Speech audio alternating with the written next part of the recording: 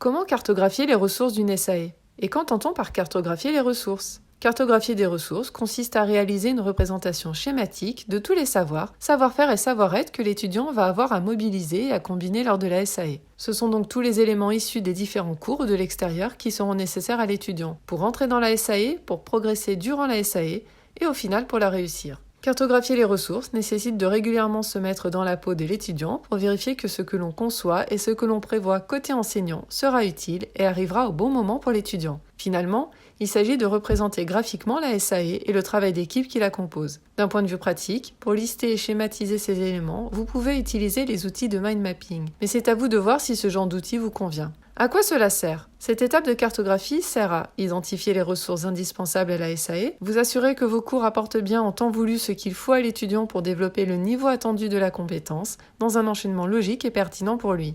Avoir une idée de où, quand et comment l'étudiant va accéder à ces ressources. Préparer le terrain pour la scénarisation des différents cours concernés par cette SAE. Qui élabore la cartographie?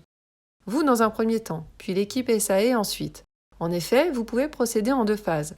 D'abord, listez de façon individuelle vos propres apports de ressources. Il s'agit des savoirs, savoir-faire et savoir-être que vous transmettez dans vos cours et qui vont être utiles à la SAE.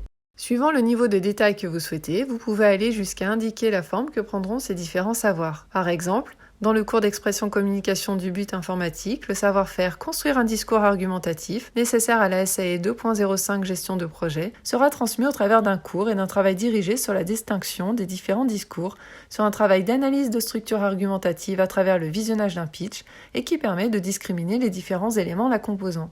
Les détails peuvent vous aider à vous assurer de la cohérence pédagogique de vos apports avec la SAE. Vous pouvez vérifier que chacun de ces apports est utile et cohérent avec l'évaluation et ou l'apprentissage visé par cette SAE.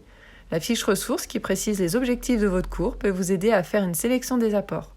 Dans un deuxième temps, avec votre équipe SAE, travaillez sur la mise en commun de ces listes pour aboutir à la schématisation commune. Cette mise en commun fera ressortir la complémentarité des apports et permettra éventuellement d'identifier les redondances, les manques ou les incohérences. Quelle représentation schématique choisir? Comment organiser les regroupements de ressources et montrer les liens entre les apports? Nous vous proposons ici quelques idées, mais libre à vous d'en imaginer d'autres. Vous pouvez par exemple regrouper les ressources selon leur temporalité dans la SAE. Cela pourrait donner 3 groupes. Les ressources dont a besoin l'étudiant pour entrer dans la SAE. Les ressources dont a besoin l'étudiant pour progresser dans la SAE. Les ressources dont a besoin l'étudiant pour terminer sa SAE. Vous pouvez aussi regrouper les ressources par rapport aux livrables à fournir, ou bien par type de savoir, les savoir-faire, les savoir-être, ou bien par rapport aux compétences, aux apprentissages critiques et aux composantes essentielles. Concernant les liens entre les ressources, ils peuvent être temporels.